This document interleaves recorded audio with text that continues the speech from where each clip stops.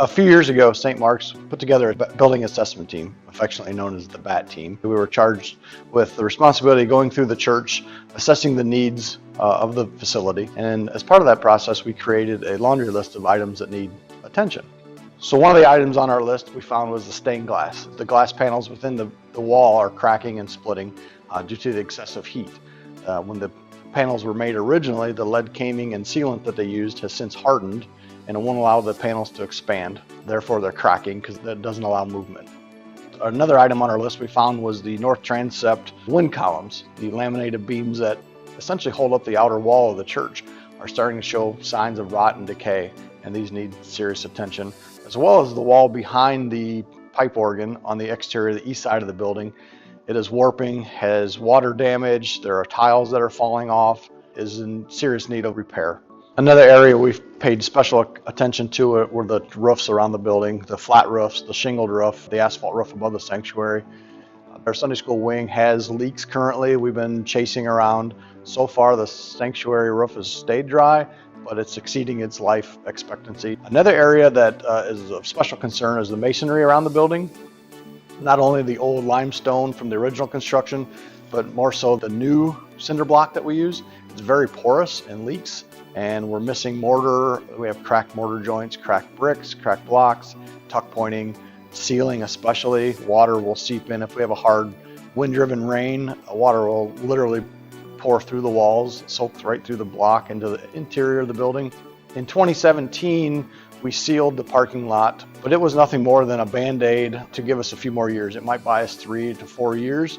Essentially, it's going to have to be ground out, resurfaced, resealed, restriped, starting fresh, brand new.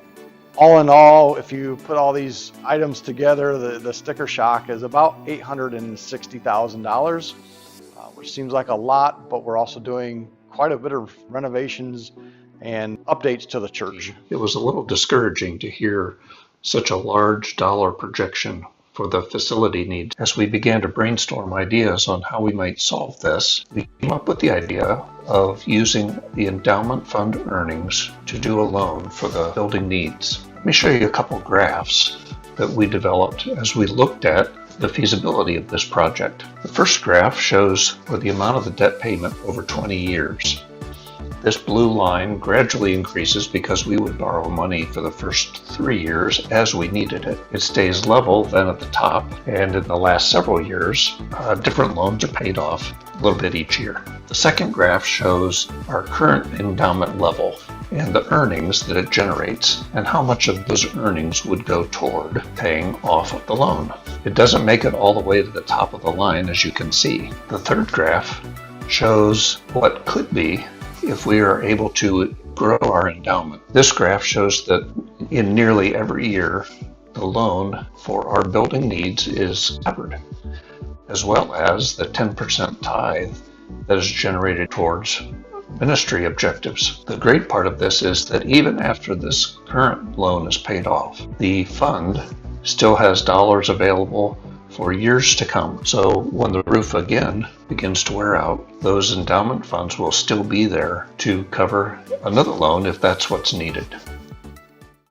The numbers and the graphs and all that looks great, and we've got this need before us, and we know we have to deal with it. It's irresponsible not to fix these things because we have so many people that use this building, and so we have to raise this money. We have to have it happen. But what's so exciting is we can do it in a way that will continue to raise money for generations to come. We have an opportunity to do something that 100 years from now, when they're celebrating the 200th anniversary of St. Mark's, they're going to look back at this and say, this was a moment that put St. Mark's in a whole new position to be able to do ministries. And to know that at the end of 20 years, we will have put over $200,000 into ministries, not just to paying the building, and that we'll have $100,000 potentially every year available for grants to be able to do ministry in this community. That's what gets me jazzed as a pastor. That's what excites me, and to know that we have an opportunity right now as we focus on our building to do all of this other stuff as well.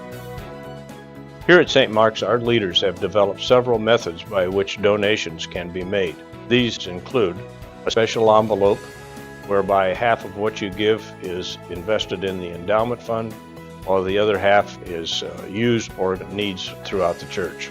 The next way of giving is when you reach the age of 70 and a half, your required minimum distribution, part of that or all of that can be given to the church.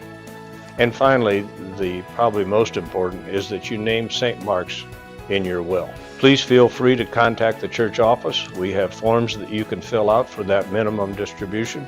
So I'm hopeful and encouraged by the plan. I'm hopeful and encouraged by the reception that it's been getting, and just really want to continue to lift it up and encourage everybody to support those and to get involved wherever you have the opportunity.